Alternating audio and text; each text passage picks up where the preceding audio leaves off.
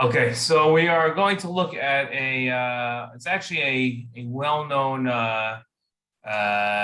sugya about the text of the Birchas mitzvah, as what the proper text is. So we know that all Birchas mitzvah start off with Baruch Atah Hashem Elokeinu melech haolam, like all brachos, and then the addition to Birchas mitzvah is Asher Kedeshanu b'mitzvos v'tzivanu.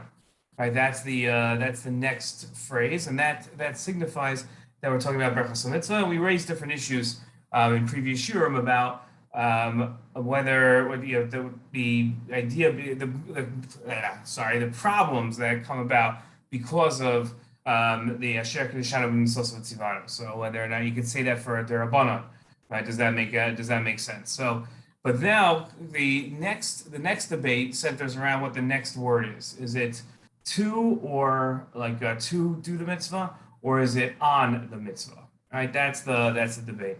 So we have a Gemara, this first Gemara that enters the machlokas. It's within the context of the discussion of checking for chametz. So Amar Rabbi Yehuda bodek tzar shivarach ma'mevarach or papi Amar B'shmei Rava levaer chametz. Right, so our puppy holds that it's to levaer, like to do the mitzvah. Right, that's what the text should be. Rav Papa says differently. He says that it's al biur chametz, right? That it's not to check for chametz or to get rid of, to I should say to destroy chametz, but it's rather on the mitzvah of checking for chametz. That's Rav Papa. Okay, is on the mitzvah. So the Gemara says, what's the debate between them?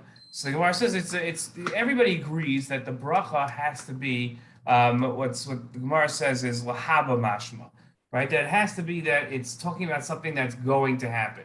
The text has to express that, and everybody agrees that the words levaer chametz definitely express להבא. The debate is whether or not al biur chametz is also a lashon of that it's going to happen in the future. That's the debate. So Rav Papa holds that it doesn't, and that's why he says it has to be levaer chametz. And Rav Papa, in the name of Rava, says that it does. That's our first machlokas. But the question we have to ask: is there ever a havamina that the important thing is to do the mitzvah? The bracha is not the important thing about the mitzvah. It's just to get you, I don't know if you say in the mood, but just to make sure that you're in the right frame of mind. So let anybody make whatever bracha they feel is appropriate. Why is it necessary for there to be a uniformity of brachos? That's how halacha works. As halacha works, that there's uniformity in halacha. We don't just have anything in halacha that once something's mandated by halacha, we don't ever have just whatever it is. It is. We always have a certain way. There's certain halachos that are certain objectives, halachic objectives that have to be met. Certain criteria have to be met. So when it comes as far as the mitzvah goes, but this isn't the mitzvah. This is only in preparation of it. So the Rabbanan came up with criteria as well for their own. When the Rabbanan came up with criteria for a Birchas mitzvah, right? So they said there has to be a Birchas mitzvah, and there was a reason, right? Even though 100% you do a mitzvah without making the bracha, so you're yotzei, right? No question. It's a completely rabbinic invention or I should say convention to have a bracha beforehand, right? But that bracha now has a purpose, and there are criteria to hitting that halachic objective, right? So the Rabbanan didn't just come up with we should have a bracha. They said the bracha has to have the bracha has a certain halachic objective, and to hit that objective, it must be להבא משמע. That's what it has to be. So, right, if it didn't express lahaba, or if it didn't say Asher Kedeshanu, or it didn't express that God was the melech haolam, so then it wouldn't hit its halachic objective.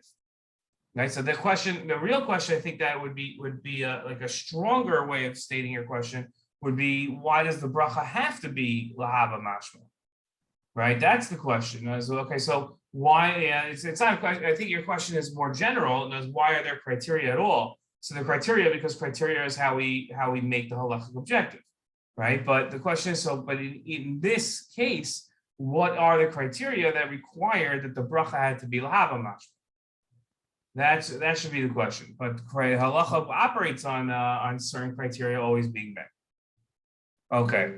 The Gemara then goes on and says this and brings up another question, right? So it says on the same topic. And so the Gemara says that, hold on a second, it's not always like this, because when it comes to bris milah, so the bracha is al hamilah, right? It's not lamul. So how could that be? So the Gemara brings in another factor, right? The next factor is that whether the person who's actually performing the hamitzvah, right, he's doing the action. In this case, right, giving the bris milah, if that person is obligated in the mitzvah.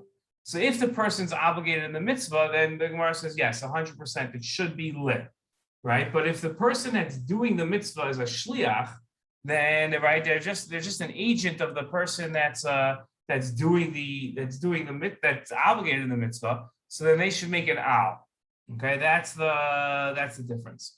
So why? What the second factor, right? So why is that a factor in terms of what the text of the bracha is going to be, right? Why does it matter if the person's obligated or they're not obligated? Because it's not like it's in Hebrew. It's not like the words le or al express whether or not you're obligated or not, right? If it was like that, then it would be a very easy thing to explain, right? Because language that expresses that you're obligated or language that expresses that you're not obligated, that makes sense. You go ahead and use that language. But that's not what's happening here at all. So how is that? And then how is that a factor anyway? Because the mitzvah, there's a mitzvah being done. That's it. So what's the difference if you're doing it or somebody else is doing it for you, right? There's a mitzvah. That's all. Okay. So the Rambam, when he codifies this, so let's bring up the Rambam. So he says anyone that does the mitzvah, whether he's obligated or not obligated, right? So he takes out this seemingly takes out this second factor. And says that if he's doing it for himself, so then it's lassos. But if he's doing it for somebody else, so then it's al, right? So, but the Rambam doesn't differentiate whether you're obligated in the mitzvah or not obligated in the mitzvah, right? That he does not. He doesn't differentiate. He just assumes that it doesn't make a difference whether you're personally obligated in the mitzvah, but it does make a difference if you're doing the mitzvah for yourself or you're doing it for somebody else, right? So a classic example would be like, the Rambam gives examples, right? So he says, you put on tefillin, so it's always going to be lahaniach tefillin, because it doesn't make a difference if you're obligated in tefillin or not, right? But you are the one putting on the tefillin. You're doing the mitzvah, so therefore it's going to be lehaniach tefillin. Since this, it's always going to be lesate for this because you're doing that for yourself. You sit in a sukkah for yourself. Yeah, you can't, and not sitting in the sukkah for somebody else. So it's leishev b'sukkah, right? Same thing for lighting candles, right? Saying hallel, right? So all these things, there's a lamed, there's a lip, because it is, right? It's your obligation to do this, right? That's not your obligation, because you're the one doing it for yourself, right? But the Rambam says here in this next source, he says, but if let's say you're putting on a mezuzah for somebody else, right? So I go to somebody else's house, I'm putting on their mezuzahs. So now I'm doing the mitzvah, right? But I'm not personally obligated in this mitzvah. It's not my house. So it's not my house, and I'm putting up that person's mezuzah. So then it's going to be al. It's al kfiyas mezuzah, not lit. If it was my house, it would be lit, right? So if it's my son that I'm giving bris milah to, it's going to be lit. If it's somebody else's son I'm giving bris milah to, then it's out, because I'm not obligated. Okay, Rabbi, so that's, yeah. You just gave the mezuzah example, and you said obligated, but Not obligated. Sorry, I keep messing up. Thank you for pointing that out. It's not obligated. It's whether or not I'm putting the mezuzah up for me or for somebody else. right. So I'm not sure on the distinction. If you're doing it for yourself, I imagine it's because you're obligated to do it. So could you give me an example of distinction between doing it for yourself and doing it because you're obligated? Yeah. So for instance, if I have a case of, let's say, shofar, right? So Rosh Hashanah morning, I wake up, I have to hear shofar. right? So I blow shofar, and now I fulfill the mitzvah. Then somebody in my house wakes up a little late, and they say, I never heard shofar. So now I'm going to blow shofar for them. So the bracha that I made the first time is going to be leh, because it was for myself, right? I did this mitzvah for myself. Now I'm doing the mitzvah for somebody else. Since I'm doing it for somebody else, then it's al. Right, but isn't it this, now can't you just look at it as an obligate? You're not obligated to do it a second time. So So maybe I'll say, okay, so let me do the opposite. Give you an example of where, let's say I wanted to put on a second pair of tzitzis, right? So for some, I don't know why you do it. Let's say you're putting on a second pair of tzitzis. So I'm wearing tzitzis already. So I fulfilled my obligation of tzitzis, let's say, and now I'm going to put on a second pair of tzitzis. So now I'm not obligated in tzitzis, right? Or tefillin is probably a better example, but so I'm not obligated in tefillin, but I'm going to put on tefillin, so I do have to make a bracha.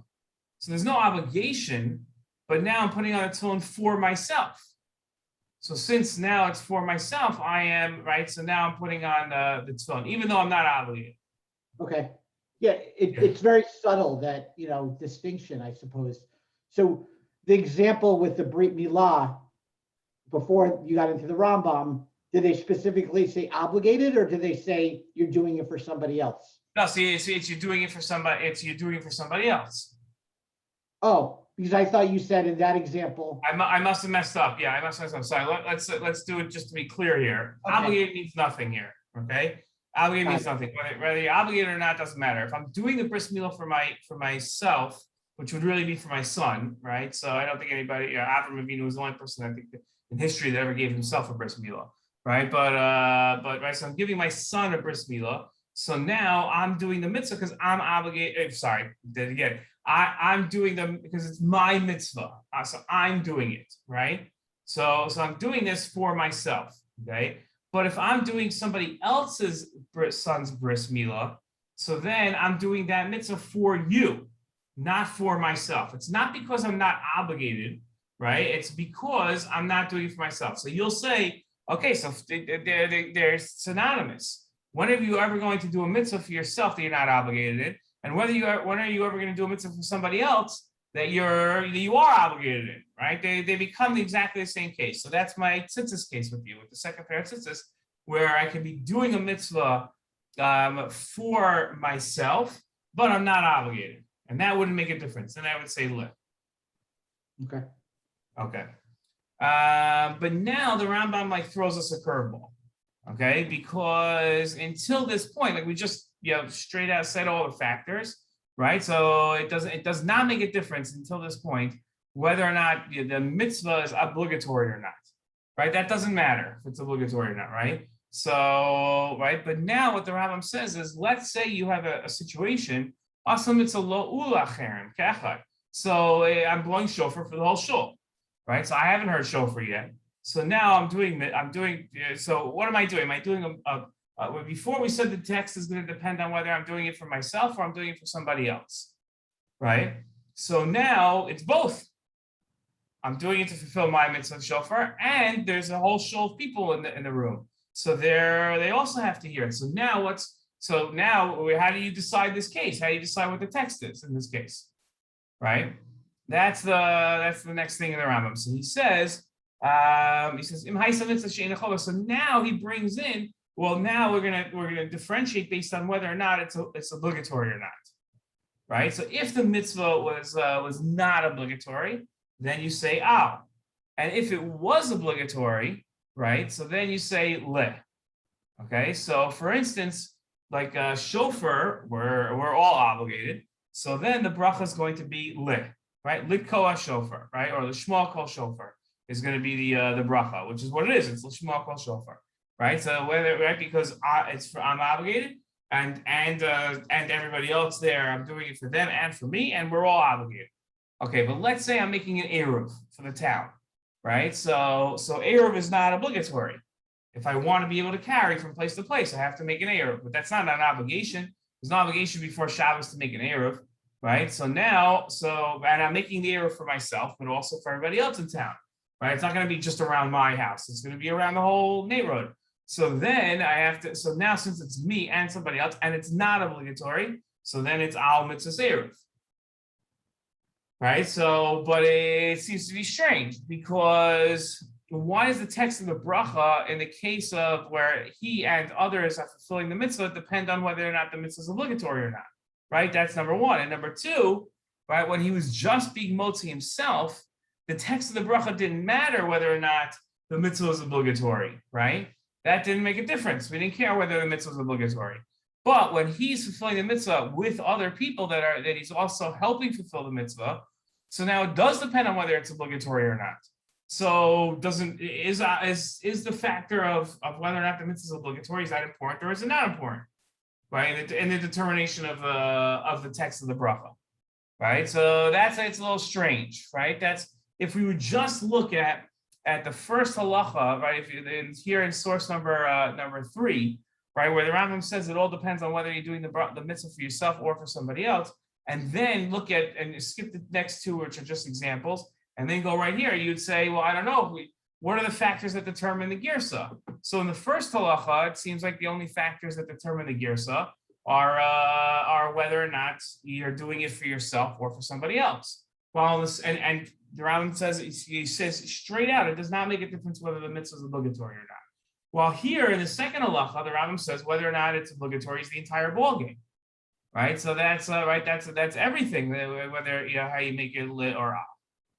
Okay, so those are some big questions. Okay. So just to be clear, Rabbi, if you were there was nobody else in your town and you were making an Erev, you would say le. Yeah, I guess so. Right. If you're like the one Jew and you make an Erev around the whole town, right? I guess you'd say le because no. Yeah. Right. Yes. 100%. Yeah. Correct. You would say le. Right. Okay. Then we have what seems to be a contradiction in the Rambam, right? Because when it comes to Mikra Megillah, so what happens in Mikra Megillah, right? So I get up in shul, I have to hear Megillah reading, right? I have to hear Megillah read, sorry, and everybody else there has to hear Megillah read. Okay, so now we're both obligated, and then I'm doing the mitzvah for me and for somebody else. So based on the last halacha we just saw, the bracha should be likros Megillah, just like it's ligmor sahal, right? Everything else. So what the Rambam doesn't have that gersa. He says that the bracha should be. The Rambam writes this himself. He says the bracha should be al mikra Megillah. So that doesn't seem that contradicts everything the Rambam just said. So the Ravid says like maybe he'll say it's derabanan, but then the Ravid correctly brings up that we have other derabanan examples just like this, like by Neros Chanukah, that the Rambam says the bracha is lehadlik neros Chanukah. So it can't be that. That can't be the answer. So we have to understand how the Rambam could say that the bracha should be al mikra Megillah. Then you have like something that's really confusing in this next halacha in source number 9. The Rambam says that when it comes to the case of lulav, right? So what should lulav be now? Lulav is easy. I'm obligated in lulav, right? You would never pick up a lulav if you're not obligated. What in the world would you pick up dalaminim for, right? Yeah, that doesn't make any sense. Why would you ever do this? So I'm clearly obligated. That's number one. Number two, I'm not doing it for anybody else. You cannot do the mitzvah lulav for somebody else. Even if you think you're doing it for somebody else, it's a mitzvah that you have to do yourself. So it's not for somebody else. That's simple. That's litos lulav, right? There's no question here. Right? It doesn't, right? It's very simple, right? It doesn't make a difference if it's obligated or not because I'm not doing it for anybody else. So very simple, I'm doing it for myself. And so then the bracha should be litos lulav. But the Rambam says that if natas lulav mevarach al natilas lulav. Why? So says the Rambam, came in shehigbiu yatzei de chavasa. What's the mitzvah of lulav? Right? It's lakicha, to take the lulav. So the minute I pick up the lulav, I'm already yotzei the bracha. I'm already yotzei the mitzvah.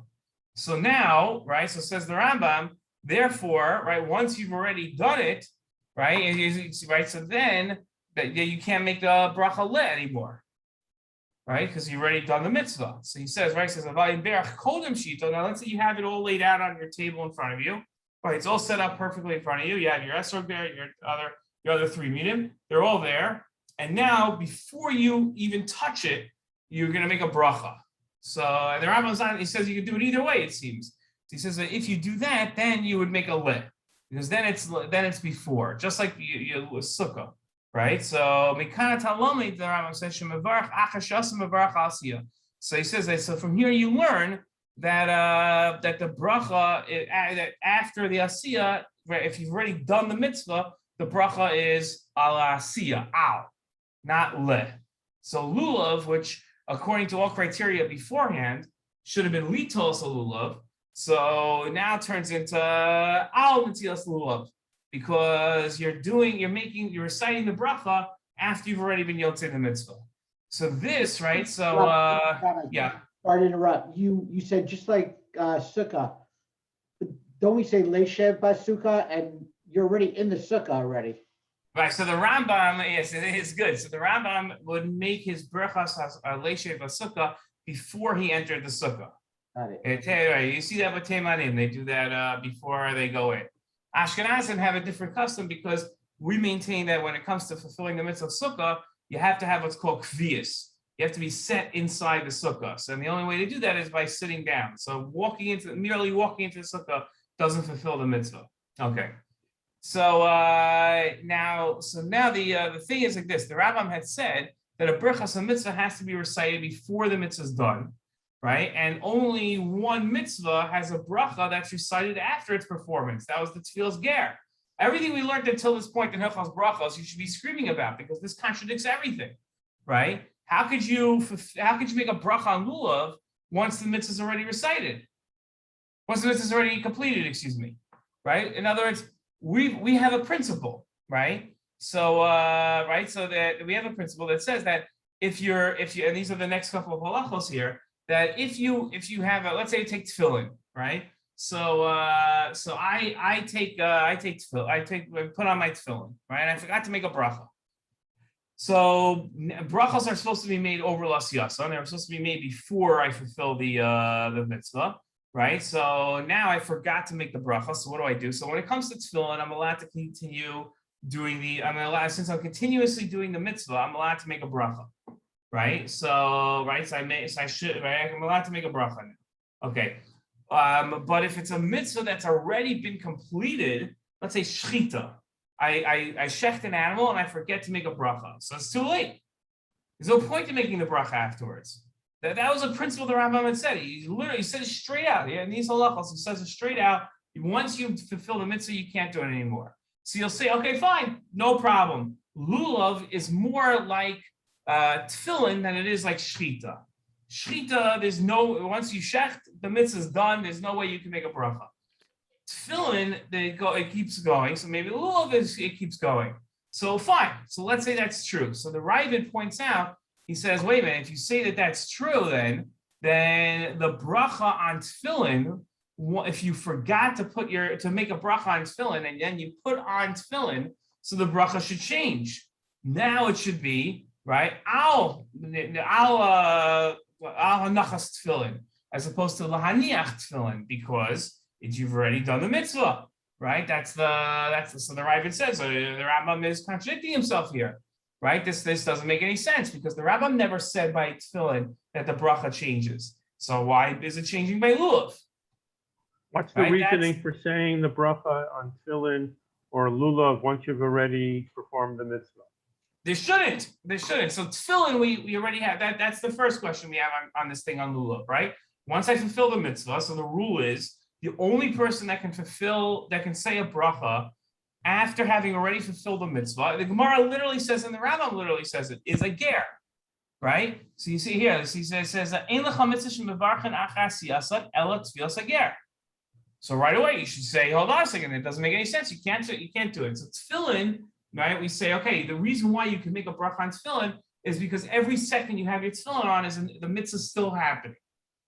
So, okay, so that makes sense, right? So tefillin makes sense to me, but lulav doesn't make any sense. And if you want to say that lulav is just like tefillin, so then the Rambam had said that the bracha on lulav changes. So then the bracha on tefillin should change, but the Rambam doesn't say that. So clearly the Rambam doesn't think that tefillin and lulav are exactly the same. Okay, so those are our questions. This is good stuff, because like a lot of the halachos until this point, there didn't seem to be so much confusion. This is like the first like set of halachos in the Birchas Hamitzvah. Like everything else, you just had to explain. It didn't seem to be like so complicated. Here, it seems to be there's contradictions. There's like there's a lot of different things happening in these halachos. Okay. So we have to establish something here. There's two factors that are determining the text of the Birchas HaMitzvah. The first is whether the person is obligated or not, and the second is whether the person's doing the mitzvah for himself or for others.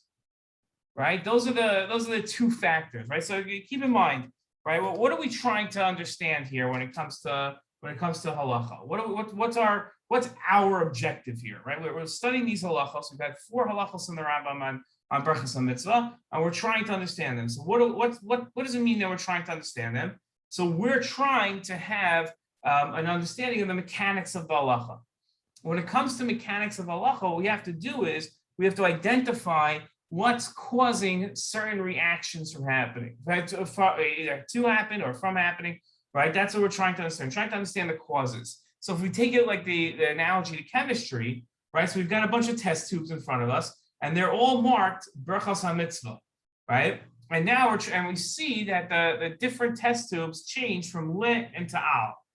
And there's a bunch of different things going into the test tube. So we're trying to identify what's the factor that's changing it from al to lit, or that's determining whether it should be al or lit, right? That's what we're trying to see. So we have got all these beakers out there. So when it comes to Mila, so it's ala Mila. So you say, ala Mila, well, why isn't it lumble, right? You see, right? So you say, oh, no, because now the person's doing it for somebody else, right? So, okay, fine.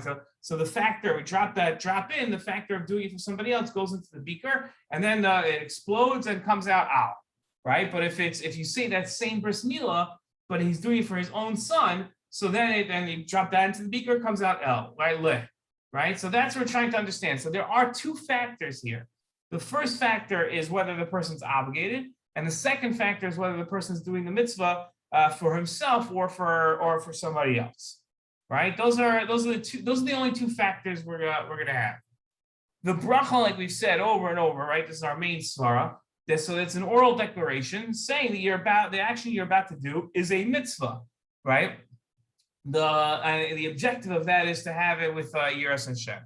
Okay, so the text of the bracha has to reflect the purpose of the declaration, and therefore the text of the bracha has to be as a basis for it. In every single test tube, it has to say lehavah mashma, right? It has to be that it's coming, that the bracha is coming up, that the mitzvah, is coming up, right? This mitzvah is something I'm about to do. Okay, that's not our svara, but those are just facts that we're seeing, the observations I'm making. Okay, so here's the svara. The text of the declaration, right, changes whether the person is doing the mitzvah for themselves or for others, because the nature of his association to the mitzvah is different if he's doing the mitzvah for himself or for others. Okay, my association to the mitzvah is going to be different, whether this is something that I'm doing for myself or I'm doing for somebody else, okay? Right? That's a different approach I have to the mitzvah.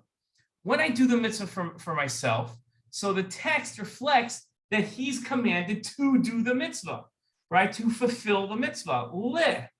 But if I'm doing it for somebody else, so what's my association with the mitzvah? It's not that I'm obligated or I'm doing the mitzvah for myself, but rather what is it? It's that I'm associated with the mitzvah. So that's al. I'm going to make a bracha on the mitzvah, not on the fulfillment of the mitzvah, right? My association now becomes to the mitzvah. How am I able to blow shofar for somebody else if I've already been yotzei the mitzvah shofar? Because I still have an association with the mitzvah. Right, I'm not completely divorced from the mitzvah once I fulfill the mitzvah. Right, I still have an association with the mitzvah. Okay, the difference between doing the mitzvah for myself or for others, right, as it comes to the Birchas mitzvah. So it is the nature of the obligation to demonstrate that I'm performing this action as a mitzvah. Okay. So when I'm doing the mitzvah for myself, I have a higher responsibility to show that my action that I'm about to do is being performed for a mitzvah. When I do the mitzvah for somebody else, right? So the responsibility isn't about me and my motivations here, but rather I have to show that the action is that's being done is a mitzvah. I have to demonstrate that, but not because it's my association with the mitzvah. Okay. So taking those factors, now let's apply those to our answers here. Okay. So the first thing that we said was that the text has to be להבא, משמע, right? So the why? Because the bracha is a demonstration that the action I'm starting right now, right? So this is a mitzvah, right? So right, okay. So now the text of the bracha has to reflect the purpose of the declaration. It has to be להבא, משמע. It has to say, like, right, this action that I'm about to do. It can't be like that doesn't reflect the fact that I'm about to fulfill it, right? That's the first thing. Okay. Okay. Now, why is well, the second question we have is why is a factor of whether the bracha is al or le depend on whether the person doing the mitzvah is or isn't obligated in the mitzvah, right? So now it changes when whether the person is doing the mitzvah for themselves or for others because of the nature of the association I have with the mitzvah, right? It's different if I'm doing the mitzvah for myself or for other people. So the text of the bracha is going to change to reflect my association with the mitzvah, whether it's personal or it's just on the mitzvah itself, which I'm now going to utilize to help somebody else fulfill the mitzvah. Okay. So now we asked why the Rambam originally doesn't take into account whether the person is obligated in the mitzvah or not, right? So whether you're obligated or not, if you're doing it for yourself, it's lit. For somebody else, it's al. So why doesn't the Rambam take into account whether or not you're obligated in it, right? So that's not the primary factor. It becomes a factor later on, but it's not a primary factor because whether you're obligated or not, you're still fulfilling a mitzvah. And therefore, you still have to make the declaration that you're going to be fulfilling a mitzvah, right? So it doesn't make a difference whether you're obligated or not, right? So whether I'm putting up an eruv, I'm still fulfilling a mitzvah of eruv. The fact that I might not be obligated in it, right? That doesn't really matter. I'm still fulfilling the mitzvah, and therefore the declaration has to reflect that. Okay. Okay, but when I'm fulfilling the mitzvah for me and for somebody else, right? So now it all comes down to whether it's obligatory or not. So why does obligation become a factor now? And then when it comes to the Rambam, right, we wanted to know what all of a sudden whether I'm obligated or not makes a difference, right? So we didn't understand that. So when the primary factor, this is real chemistry here, I think, when it comes to like this is a real it's a lumdus approach, but like this really, it makes sense if you think of this as a chemical reaction. When the primary factor, okay, which means who he's doing the mitzvah for, is no longer a factor because he's doing it for himself and for other people. So now that's not a factor. The beakers are even, right? So it does not make a difference now. So another factor has to come and determine what the text of the bracha should be, right? Because that's unique, right? It's a purely technical, mechanical answer. Right, but you need one other factor to come along because the primary factor is whether or not I'm doing the mitzvah for myself or for somebody else.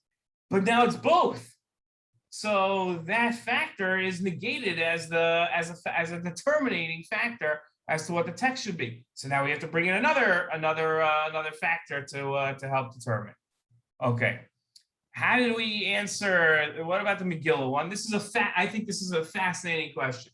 Right. Rabbi, So again, before you get to that, so yeah. I understand it's a new factor with the obligation, but could you explain now why the obligation, if it's obligated, it's an al, and I think it's reversed.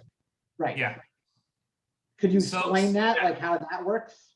So I think you could say now that when you're doing the mitzvah for you and for somebody else, right? So now the question is, so when it's le, right? So sorry, when I'm obligated in the mitzvah, right? So now I'm approaching it and I'm saying, okay, I'm obligated to fulfill this mitzvah.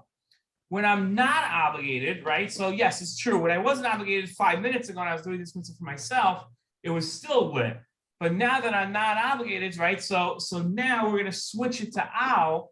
It's confusing, right? I don't know if I've covered it. Because now that I'm saying it out loud and I'm saying it through, it seems to be like, hold on a second, why would it switch to al? Let's think about that for a minute. Before we said that it's that you're not obligated, right? That it doesn't make a difference whether you're obligated, right? He's still fulfilling a mitzvah. And therefore, he has to make the declaration before fulfilling the mitzvah, even when he's not obligated, right? So, and therefore it became leh, right? Because it didn't make a difference whether he was obligated or not. So now, the exact same thing is happening.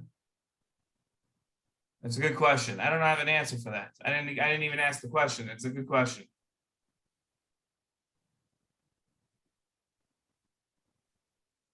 Why is it al now? Because before, the al didn't matter.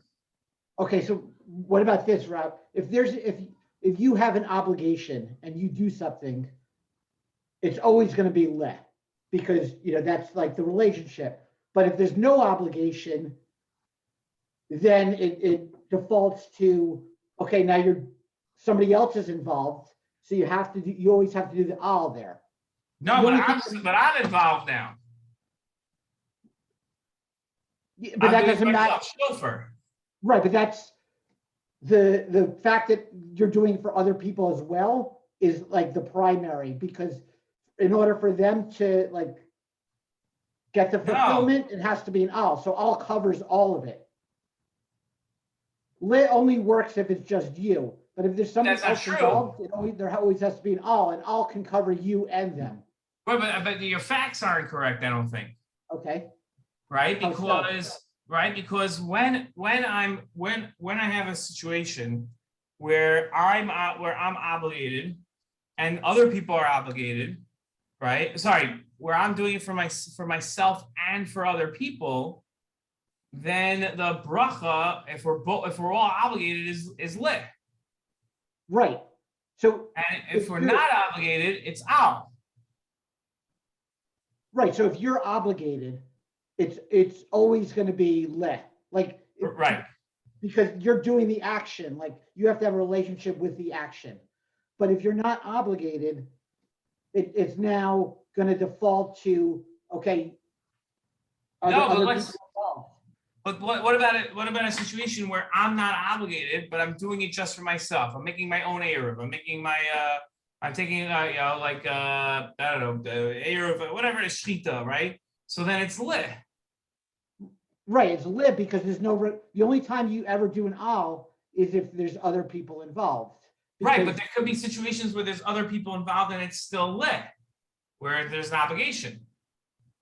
Right. So what I'm saying is the obligation in a way is primary. So if you're obligated, it's always lit.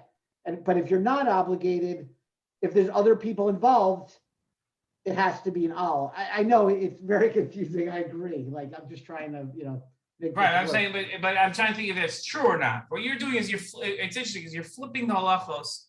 Like you're saying the second halacha is really the important one. But I'm just trying to think if that's true or not.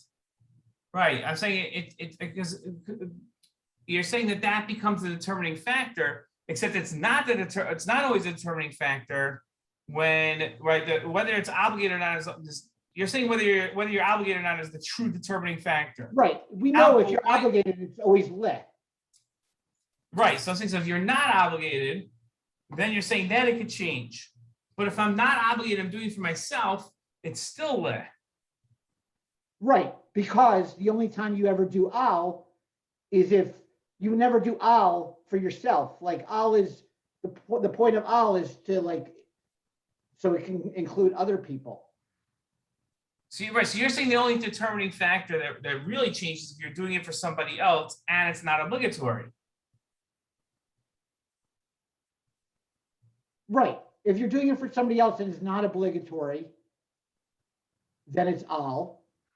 Or if you're not doing it for yourself and you're doing it for other people, it's al. Right. So I don't think we've explained anything. I think now we just restated all the facts. Okay. I think no. So I'm saying that your original question still stands. We haven't explained your original question.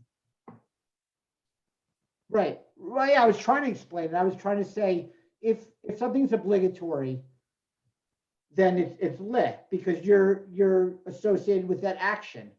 But Right. if it's not obligatory, now all of a sudden, now you have to say, okay, are you to include other people in the mitzvah? It has to be like on the actual mitzvah. It's not on the action anymore because the action's only for yourself. So the action would be the leh, but to include other people, you have to do an al. So once it's not obligatory, now you have to consider are there other people involved? Right. But if it is if it's not obligatory, and I'm doing it for other people, it becomes also why it was. So what about other people is going to change it to al only and only in situations where I'm not doing it for myself. Because you always, what I'm saying is if there's other people involved. No, because then you have the problem if I'm obligated or not. Right, but what I'm saying is if you're obligated, you have to, it's like doing it by yourself. Like it's leh, like there's no, doesn't matter if other people are involved. You're doing the actual mitzvah, like for your own obligation. Yeah, so let's say, okay, so let's say you were correct. So then shouldn't the Rambam have written everything completely differently? What, so how would he have written it differently? What should he have said? Exactly as you're saying, instead of saying, as the Rambam puts it, the first thing that he's saying is the halacha.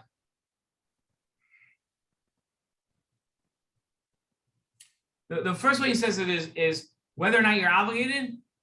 It's lit if you're doing it for yourself and al for somebody else.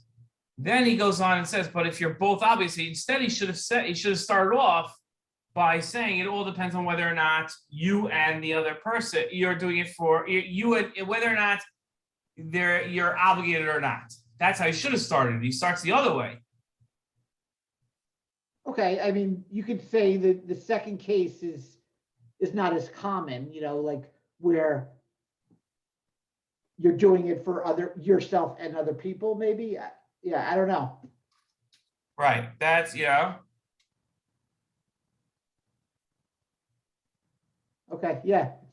We could, Yeah. I don't know. Right.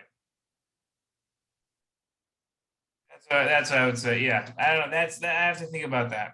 I don't know why I didn't see that as a question. I don't know. Okay, let's go to Megillah. Megillah says as follows. Megillah says that right in Megillah we said there's a contradiction because Megillah goes against everything the Rambam is saying, right? So now again, this is not going to teach us about Birchas hamitzvos. It's going to teach us about Megillah, right? There's a question that's unique to Megillah, not to anything else. We're not looking at like the previous questions were all about principles and Birchas hamitzvos.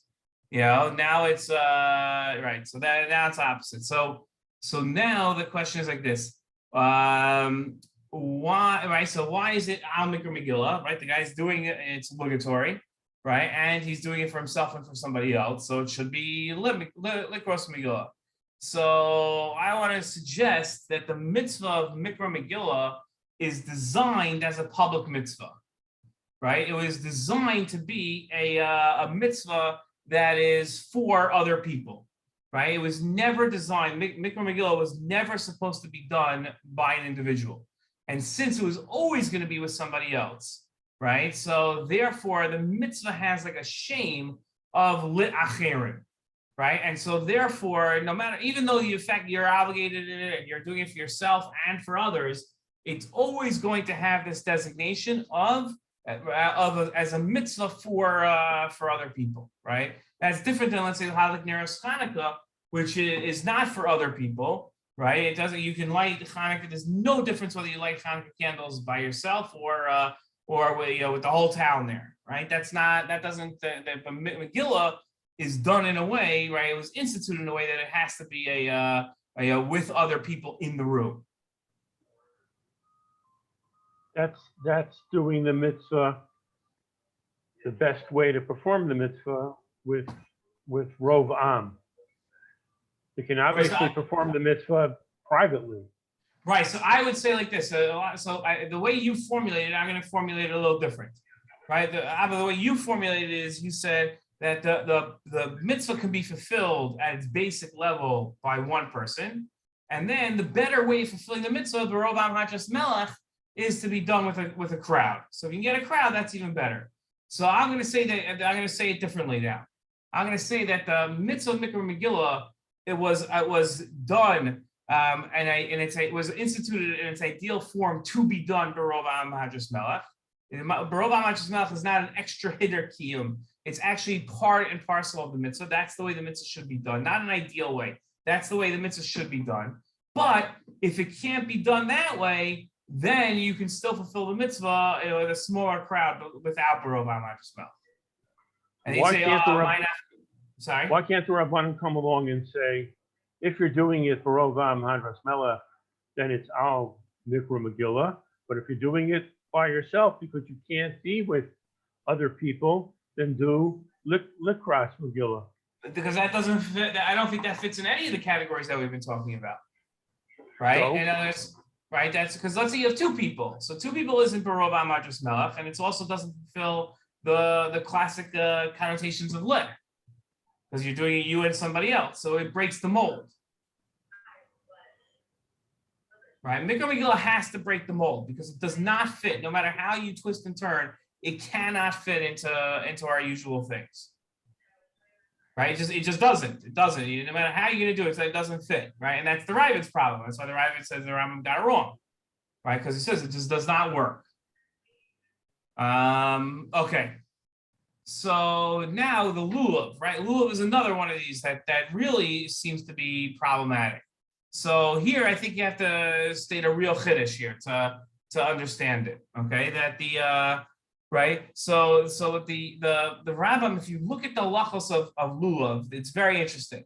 Okay, the Rambam says this is sorry, I'm on the wrong sources here. Here's the Rambam in this halacha here. Right. So the Rambam says like this. He says Mishiach bia arba minim elu bein shik bian ka'achas bein zeh achar zeh bein yamin bein small yatza. Right. It doesn't make a difference. The left hand, right hand, pick up all four together, one after the other. You fulfill the mitzvah as soon as you pick it up. Right. So now there's ways you have to pick up there. Do lasan, right? So fine. So but he says now he has an interesting word. He says u'mitzvah kilchasa she'ev bia aguda shel shlosh minim biyamin v'etchuk b'smol v'yolich v'yavi v'ola v'yorei. Right. So you have to wave. Right. We don't shake a lulav. Right. Everybody thinks you shake a lulav. You're not supposed to shake a lulav. You're supposed to wave it back and forth. Right. The same way you do a korban. You wave a korban. You wave your lulav. Same thing. Okay. But now the Rambam says, now how do you do this? Ketzad molech u'mlanei arosh lulav shlosha pamim. Maybe u'mlanei arosh lulav shlosha pamim. Right. So it's 3 times. V'chein v'aliyah v'yiridah 3 times up and down. V'heinchan molech maybe b'shas kriyas ha'halal v'hodu Hashem ki tov tchila v'sof. That's when it's supposed to be done at halal. Right. So that you see people they run out to the sukkah before halal. Right. So if you dive in at some people go before, if they dive in at a later minyan before shul, they go and they bench lulav and they make a bracha on lulav in their sukkah, and then they go to shul, right? And then you see some people like I dive in at a Hamitzvos minyan with Sfardim. So what they do is on Sukkot, they take a break after Chazaras Hashatz. Everybody goes out to the sukkah, they make their birchas lulav, and then they come back and then they say halal together, right? So I think the Rambam would be like, where are you guys going? Right? That's not what you're supposed to do. You may right here. It's in halal. That's what you do. So So imagine a situation where the Rambam was in shul and everybody started doing this. The Rambam starts screaming, "No, that's not how you do it. You do it in halal." So what would the answer be? They'd say, "Okay, well, how are we going to split? If we pick up the lulav in the middle of halal, when do we see the bracha? Right? It doesn't make any sense. So what would the Rambam say? So you would say, okay, actually, it does make a lot of sense what you're doing. You should make the bracha on lulav before halal, right? And so then they say, great. So now don't talk to us about halal. Says, no, but you still have an obligation during halal to wave the lulav, right? He says, right? How do you do it? You do it during halal. So this now, here we go. You ready for this? This is, now you have there's something different with lulav than the other mitzvahs. It's another category. We had two different categories. We had shchita and we had tefillin, right? Within tefillin, there was like tzitzis and shchita, there was a ton of other mitzvahs, right? But we basically had two types of mitzvahs. You had a mitzvah that you did once and one and done, and then you can't make the bracha afterwards. Only a ger can do that, right? So shchita, you did the action and then it's done. Now you can't make a bracha on it anymore, right? It's done, that's it. Then we had to the other extreme, tefillin, which as long as you have your tefillin on, the mitzvah's still going. So you can still make the bracha. Okay, good. So now the Rambam comes to the Rambam and says, okay, Rambam, tell us, where does lulav go? Right? Which of these two things does lulav go in? If you say it's like shchita, so then you can't make a bracha after you've already lifted it up. And if you say it's like tefillin, so then you should say litos lulav, right? So why are you saying al netilas lulav? Because you already fulfilled the mitzvah. So what I want to say is based on this Rambam, okay, that that lulav is its own category, right? That it's not like shchita, it's not one and done because you still have the nanuim, you still have the waving during Hallel, right? But it's not like tefillin, where as long as I have the lulav in my hand, I'm still fulfilling the mitzvah. The lulav really has two parts to the mitzvah of lulav. There's the lakicha and the nanuim, right? And specifically the nanuim during Hallel. So therefore, right, if the Rambam says you've already fulfilled the mitzvah. The mitzvah is lakichas halulav, but the mitzvah goes on to a second part. And that second part, when does that take place? That takes place during Hallel. So now when I'm trying to determine what bracha I should make, so I can't make a leh, right? Because it's already in my hand. What point is there to make a lashon of lahaba now, right? Like I've already fulfilled the mitzvah, so I can't be talking about something I'm about to do. I've already done it. And now you say, okay, but well, last second, so you've already done it, you did it, that's it, no bracha. No, because it still goes on. I still have the second part. I have to do the nanuim during Hallel. So what bracha do I make? I make an al. That's the compromise that we come to. We'll say that we make an al because the text changes because it cannot be lahaba mashma, but there still has to be a bracha because the mitzvah is still going. It's still part of the mitzvah that you haven't done yet. And that's how the lulav works.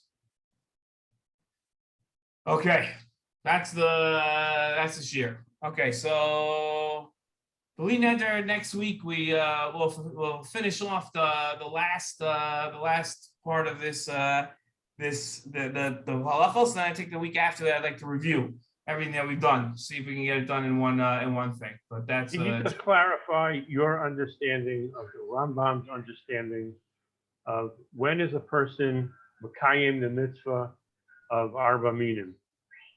He's mekayim the mitzvah of arba minim as soon as he picks it up. So what's the nanuim? The nanuim is a second din in the mitzvah. He still has to do that. You've already fulfilled the mitzvah, but the mitzvah has other obligations to it that are not ma'akev. They're not ma'akev. So it's still part of the mitzvah. Somebody would ask you, why are you waiting lulav during Hallel? Is that a din in Hallel? You'd say, no, it's not a din in Hallel, it's a din in lulav. Right? And haraya, I'll give you a proof. The Rambam, I'm pretty sure, I have to check. I'm almost 100% positive that the Rambam does not mention, when he goes through the halachos of Hallel, he does not mention that nanuim. He doesn't say, like, and on Sukkot, here's where you should be menaneas yululav. I have to look at it, but I don't remember him talking about it. When the Rambam picks up his arba minim, does he do nanuim at that point, or he waits for the nanuim in Hallel? I think he does. I'm just looking at the language. No, it seems like he does it at first also, because it says at the end of this halacha, he says, "B'smo v'yolech v'yavi v'yala v'yored v'nanei halula shlosh pamim b'chol ruach u'ruach."